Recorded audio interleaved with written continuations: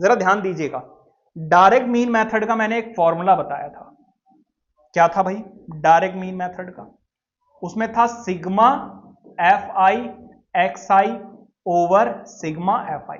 अब मैंने यहां पे आई की वैल्यू 1 से लेकर एन तक लिखी थी, आप वो लिखो या ना लिखो इतना ज्यादा मैटर नहीं करता है। क्या इतनी बात समझ में आ रही है? अब जरा ध्यान दीजिएगा,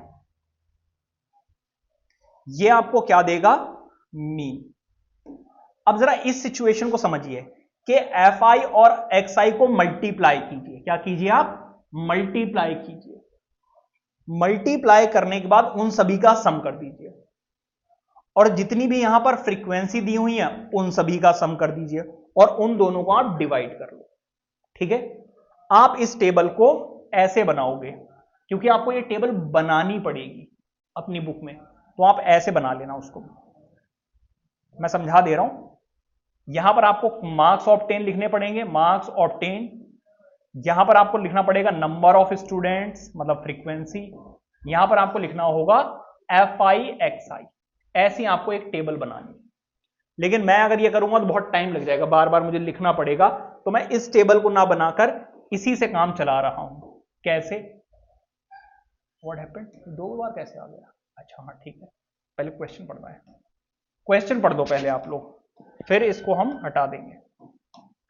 वो कह रहे हैं दी मार्क्स ऑब्टेन्ड बाय 30 स्टूडेंट्स। इसका मतलब नंबर ऑफ स्टूडेंट्स कितने हैं? 30। अगर आप देखें तो सिग्मा एफ आई तो उन्होंने डायरेक्टली दे दिया है, क्या? 30। ऐड करने की भी जरूरत नहीं है।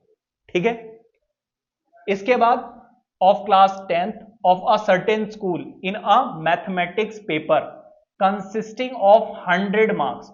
तो टोटल मार्क्स कितने हैं? 100। presented in table below, find the mean of the marks obtained by the students। Mean marks बताने हैं, मतलब लगभग हर बच्चे के कितने मार्क्स आए हैं। इस टेबल को मैं थोड़ा बड़ा कर ले रहा हूं। ठीक है जी, मुझे निकालना क्या है? मुझे निकालना क्या है? मुझे निकालना है एफ आई एक्स आई।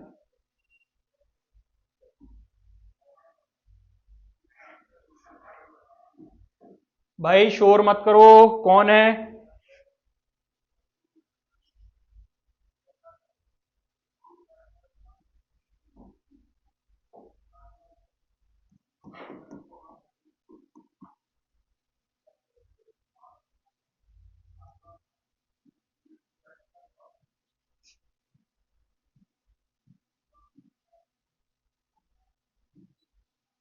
ठीक है जी, अब देखो जरा जरा एक्स आई, इस बार आपको ग्रुप फ्रीक्वेंसी नहीं दी हुई है, जो कंटिन्यूअस इंटरवल्स है ना वो नहीं दिए हुए हैं। जब इंटरवल्स नहीं दिए हुए होते तो हम मार्क्स ऑब्टेन्स निकालते हैं या क्लास मार्क निकालते हैं। कैसे?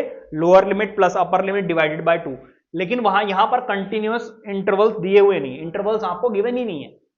तो जो आपको गिवन है वही आपका एक्स आई और ये आपका एफ आई है।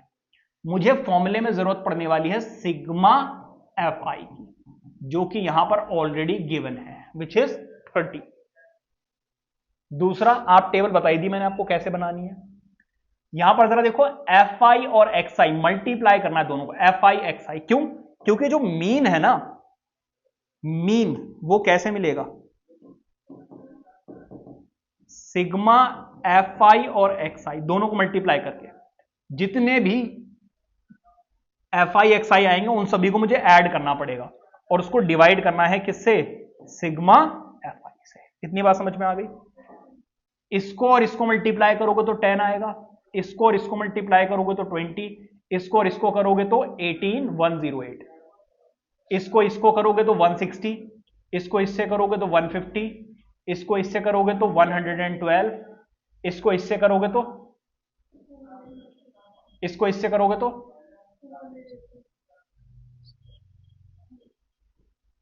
इसको 72, इसको करोगे तो 80, इसको करोगे तो 176। ठीक है, इसको इससे करोगे तो कितना आ जाए? 276, और इसको इससे करोगे तो 95। भाई इन सभी को जो आप ऐड करोगे, तो आप देखो सिग्मा एफ आई तो आपको ऑलरेडी गिवन है कितना 30, और जब आप इन सभी को ऐड करोगे तो आपको क्या मिलेगा सिग्मा एफ आई एक्स आई। भाई F I x I multiply करके आए ना, इन सभी को जोड़ दोगे तो आपको सिग्मा एफ आई एक्स आई मिल जाएगा। ठीक है, जो कि कितना होगा, इनको ऐड कर लेना। ठीक है, ऐड कर लेना, आपका आंसर कितना आएगा 1779। कितनी बात समझ में आ रही है? मीन कैसे मिलेगा? मीन मिलेगा इन सभी का सम विच इज 1779 डिवाइडेड बाय कितना 30। इसको सॉल्व करोगे आंसर कितना आ जाएगा 59.3। बच्चे मेरी मदद कर रहे हैं, लेकिन आपकी मदद करने वाला कोई नहीं होगा, इसको डिवाइड ही करना पड़ेगा। समझ में आ रही बात या नहीं? तो ये आ गया आपका मीन। उन्होंने क्वेश्चन हमसे मीन पूछा था, mean marks of the students, है ना? क्या बोला था? Mean marks. तो mean marks obtained by students is 59.3, मतलब लगभग हर बच्चे के कितने मार्क्स आए हैं 59.3। लेकिन आए नहीं, किसी के कितने आए, किसी के कितने आ रहे हैं। समझ में आ रही बातें अलग अलग बच्चों के। सो बेसिकली फ्रीक्वेंसी का मतलब समझिए, ऐसे कितने स्टूडेंट्स हैं जिनके 10 मार्क्स आए, एक, ये फ्रीक्वेंसी है। रिपीट कितने हो रहे हैं, ऐसे कितने स्टूडेंट्स हैं जिनके 36 मार्क्स आए, 3 ऐसे स्टूडेंट्स। ऐसे कितने स्टूडेंट्स हैं जिनके 50 मार्क्स आए, 3 ऐसे स्टूडेंट्स हैं। समझ में आ रही बात है नहीं? तो नंबर ऑफ स्टूडेंट जितने रिपीट हो रहे हैं वही है उसकी फ्रीक्वेंसी। हम लोग टैली मार्क करते थे ना, 1 2 3, फिर ऐसे कट कर देते थे, फिर 1 2 3 4 फिर कट कर देते थे।